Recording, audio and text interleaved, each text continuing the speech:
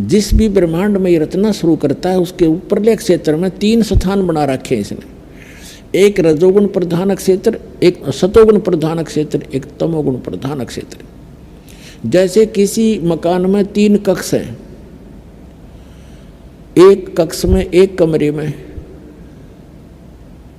चित्र लगे हैं अश्लील, तो वो तो समझो रजोगुण प्रधान कमरा है। और दूसरे में लगे हैं साधु संत फकीरों के, तो वो सतोगुण प्रधान कमरा समझ लो, स्थान।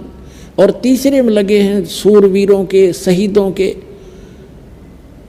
तो वो समझ लो तमोगुण प्रधान क्षेत्र। अब जैसे जिस कक्ष के अंदर बेहुदी फिल्में लगी हों, चित्र लगे हों, वहाँ जब कोई रहेगा उसका भाव वैसा ही बना रहेगा, ऐसे ही विचार बने रहेंगे। और जब जाएगा दूसरे कक्ष में जहाँ साधु संत फकीर महापुरुषों के चित्र लगे हैं, उनकी जीवनी लिखी हो, तो उनको पढ़कर ऐसा ही भाव बन जाता है, अच्छे विचार बन जाते हैं, तो सतोगुण प्रधान क्षेत्र हो गया। और फिर जहाँ जाते हैं उस सूरवीरों के फोटो लगे हों, देशभक्तों के लगे हों, उनकी गाथाएं लिखी हों, उनको पढ़ पढ़कर वैसा ही मन में वैसी प्रेरणा बन जाती है। ठीक इसी प्रकार इस काल भगवान ने एक ब्रह्मांड के सबसे ऊपर के स्थान पर 3 स्थान बना रखे ऊपर के पोर्शन में। एक रजोगुण प्रधान, दूसरा सतोगुण प्रधान, तीसरा तमोगुण प्रधान। और यहाँ वहाँ ये क्या छल करता है, अपना रूप तो बना लेता है ब्रह्मा जैसा पंचमुखी, और दुर्गा को सावित्री रूप बना लेता है। और सबसे पहले उस रजोगुण प्रधान क्षेत्र में चले जाते हैं, और जब तक बच्चे का जन्म नहीं हो लेता ये वहीं रहते हैं। जिस कारण से वो बच्चे की वृत्ति, उसका स्वभाव, उसका स्वरूप उस जैसा ही जन्म लेता है, तो वो रजोगुण ब्रह्मा बन जाता है। उसके बाद उसको अचेत कर देते हैं और परवरिश कोमा में रखकर परवरिश जारी रखते हैं। उसके बाद ये जाते हैं सतोगुण प्रधान क्षेत्र में, तो वहाँ पर जाकर के ये स्वयं विष्णु रूप जो बना लेता है, 4 भुजा बना लेता है, और विष्णु जैसी शकल बना लेता है, और दुर्गा की लक्ष्मी जैसी सूरत बना लेती है या। और तब ये वहाँ रहते हैं, तो दोनों के संयोग से जो पुत्र उत्पन्न होता है वो सतोगुण युक्त होता है, उसका नाम विष्णु रख देते हैं। और जब तक उसकी जन्म नहीं होता तब तक उसको वहीं रखते हैं, तो वो वैसे ही गुणों से युक्त हो जाता है। इसी प्रकार तीसरे स्थान पर ये जाता है और दुर्गा को ले जाता है। दुर्गा को पार्वती रूप बना लेता है, और स्वयं को शिव जैसा जटा वटार ये ऐसे स्वरूप बना लेता है। तो वो लड़का फिर वैसी ही सूत का उत्पन्न होता है, और उसमें वही गुण हो जाते।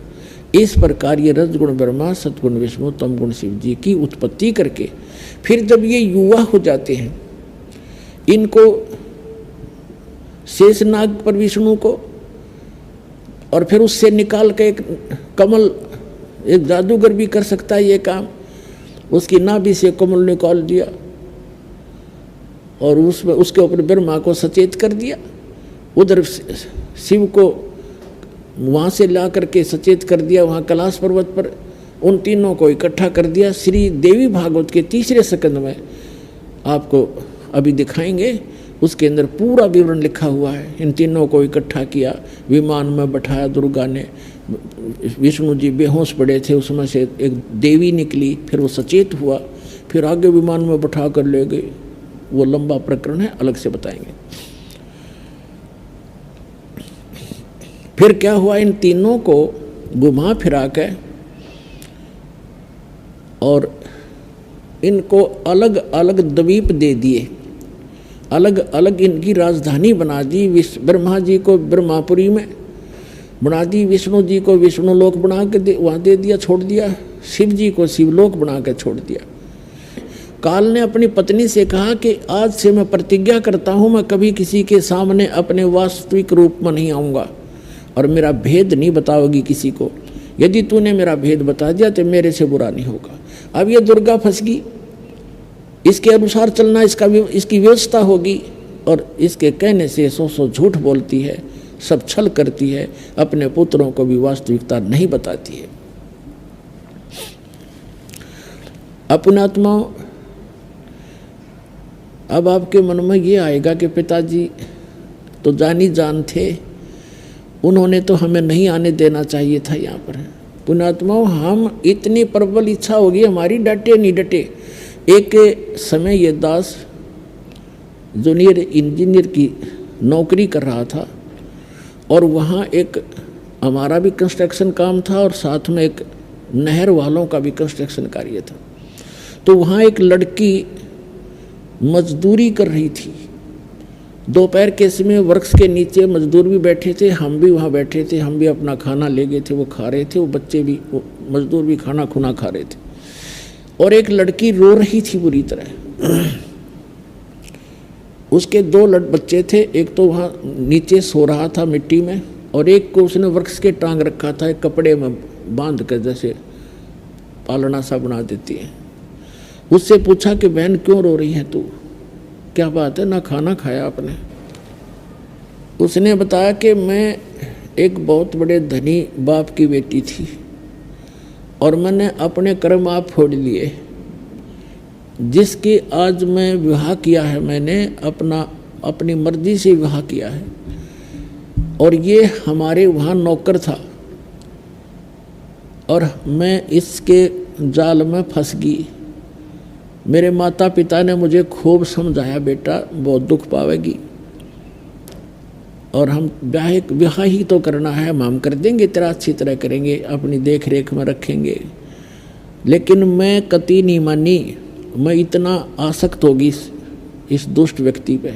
अब तो रो रही थी वो अपने कर्मा ने और मैं रात को भाग गई थोड़ा बहुत जेवर गहना लेकर घर से और इतनी दूर आ गए कि हमारे माता पिता को हमने बताया भी नहीं, पता भी नहीं चलने दिया।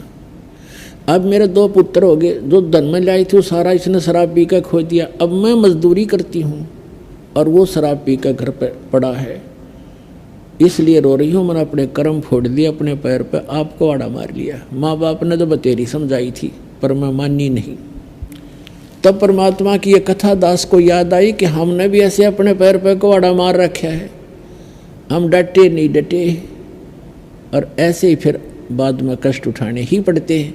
अब वो दयालु उस पिता से भी दयालु है, अब कह रहा है बेटे बच्चों तुम फिर आ जाओ यहाँ पर, हमें फिर वापस आने का एक तरीका बता रहा है। तो अब जो प्रसंग चल रहा है उसको पूरा करते हैं। उसके बाद क्या हुआ, अब इन तीनों का विवाह करना कंपलसरी था। दुर्गा ने अपने वचन से 3 पुत्री उत्पन्न की। पुण्यात्माओं, आप ये ना समझना कि दास ने ये सदग्रंथ पढ़ के थोड़ी बहुत अटकलबाजी ला रखी है। 600 वर्ष पहले परमात्मा ने ये वाणी लिखी हुई है जो दास आपके रूबरू करेगा और आज हमारे सदग्रंथों में प्रमाण है जिसको आज तक हमारे धर्म गुरु नहीं बता सके। श्रीमद् भगवत गीता अध्याय नंबर 7 के श्लोक 24 और 25 में ये गीता ज्ञानदाता यही ये काल है, हमेशा ये गुप्त रहता है।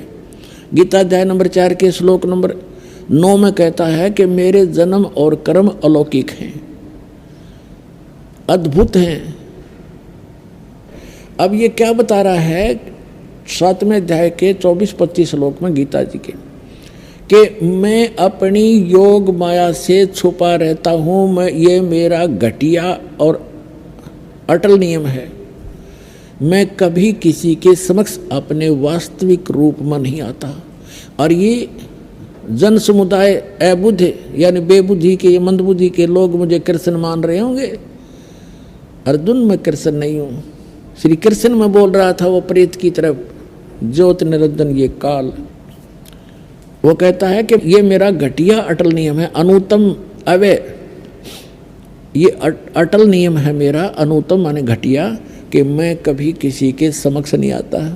तो इसने प्रतिज्ञा कर रखी है, परमात्मा ने 600 वर्ष पहले बताया था, सदग्रंथों में हमने अब पाया है ये लिखा हुआ। जब ये बुद्धि काम की परमात्मा कबीर जी की